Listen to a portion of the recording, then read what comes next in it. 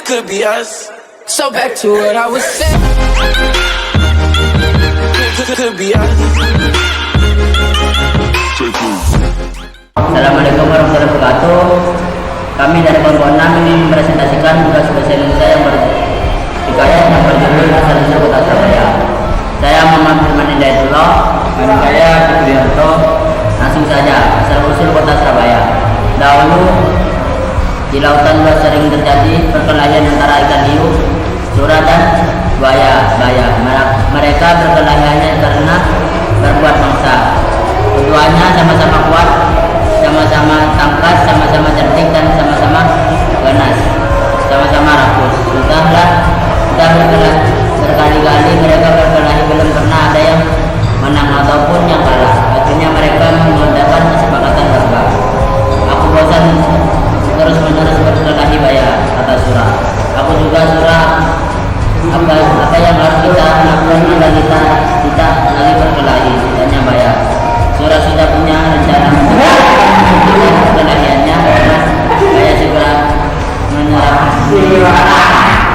Untuk mencegah perkelahian di antara kita, bagi daerah kekuasaan menjadi dua. Aku berkuasa sepenuhnya di dalam air dan kamu mencari mangsa di dalam air. Sedangkan kamu berkuasa di dalam daratan, kamu harus berada di daratan sebagai batas antara daratan dan air.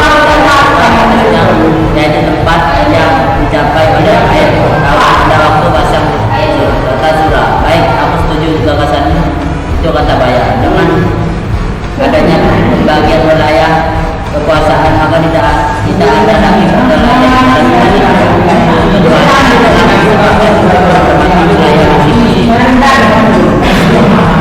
tetapi pada suatu hari Sura mencari Sungai. Hal ini teman-teman sembunyi-sembunyi agar Baya tidak mengetahui pula hal ini memang tidak ketahuan. Tapi pada suatu hari Baya memperbaiki perbuatan Sura ini. Tentu saja Baya sangat marah melihat Sura dan Baik Sura melanggar peraturan yang telah kita sepakati berdua. Mengapa kau berani memasuki sungai dan merupakan wilayah kekuasaan tanya Baya. Sura yang merasa tidak bermasalah tenang-tenang saja. Aku melanggar kesepakatan. Bukankah sungai ini berair? Bukankah aku sudah bilang bahwa aku adalah penguasa di air? Nah, sungai ini kan ada airnya, jadi juga termasuk daerah kekuasaan. Kata Sura. Sungai ini akan menunjukkan tempatnya sedang daerah kekuasaanmu ada di laut. Berarti sungai ini adalah daerah kekuasaan Baya maupun tidak bisa. Tidak pernah bilang kalau air di itu hanya air laut, tapi juga air sungai, jawab Sura. Kau sengaja mencari gara-gara Sura, tapi alasanmu kuat dan aku memang di pihak yang benar, kata Sura. Kau sengaja mengakaliku, aku tidak sebodoh yang kau kira, kata Baya mulai marah. Aku tak peduli kau pintar, yang penting air sungai dan air laut kekuasaan serahkan kalah.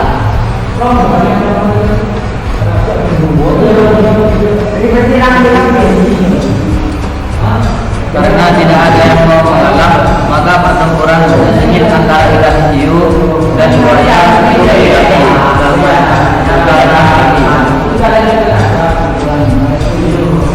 ini semakin seru dan dahsyat, saling menyergam dan menerkam, saling menggigit dan memukul. Dalam waktu sekejap air di sekitarnya menjadi merah oleh darah yang keluar dari luka-luka kedua binatang tersebut.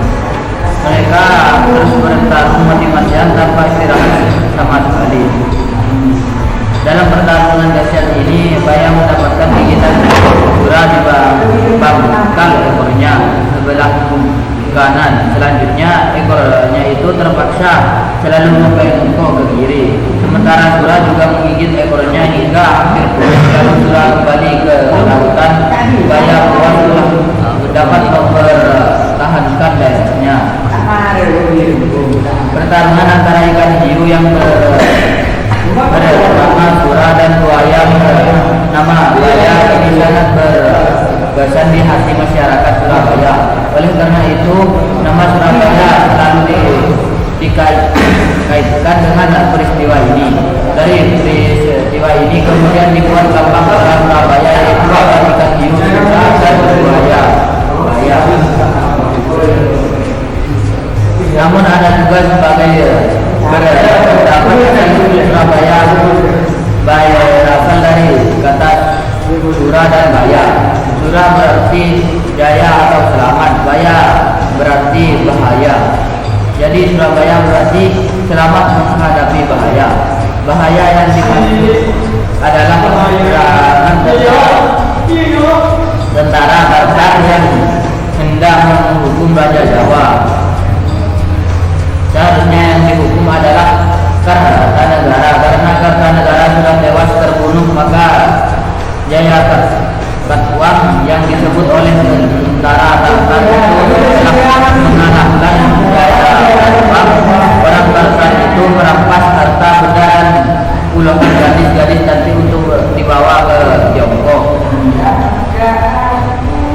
Raden Wijaya tidak terima diperlakukan seperti itu. Dengan siasat yang begitu, Raden Wijaya menyerang tentara Tatar di pelabuhan ujung Galuh hingga mereka menyingkir kembali ke Tiongkok. Selanjutnya dari hari peristiwa kemenangan, Raden Wijaya ditempatkan sebagai hari jadi kota Surabaya.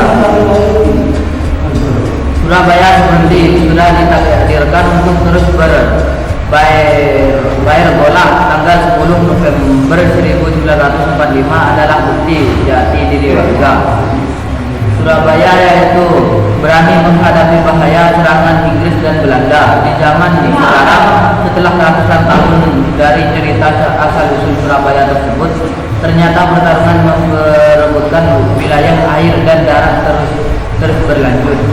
Di kala musim penghujan, tiba kadang kala banjir menguasai kota Surabaya. Pada musim kemarau, kadang kala tempat-tempat genangan air menjadi daratan kering. Itulah Surabaya dari presentasi kami. Wassalamualaikum warahmatullahi wabarakatuh.